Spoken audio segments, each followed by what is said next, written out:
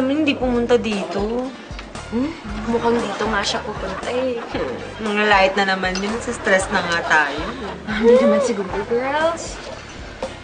Okay. Hi, girl! Hi, Lala! Hi, Lala! Yan, girl! Ito a school project. Nagre-research about Philippine myth ng impacto.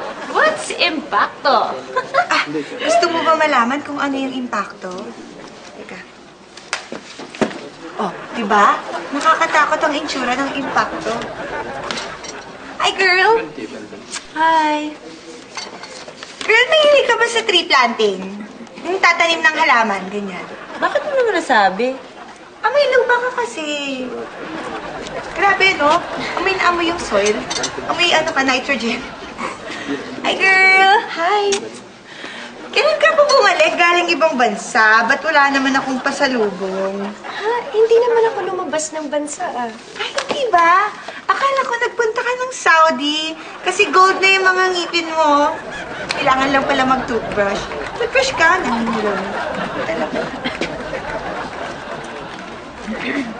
Hi, girls! Hi! Uy, ang ganda naman ng dress mo. Thank you! So cute! May interview kasi ako eh. Wow, wow, wow. Ang ganda nyo rin, ha? Wow. Alam mo, sapatos disente, yung dress disente, pero yung face mukhang na-aksidente. Sayang naman. Ako, girls, ang negative ng vibes dito. I have to go na, ha? Okay? Bye, girls!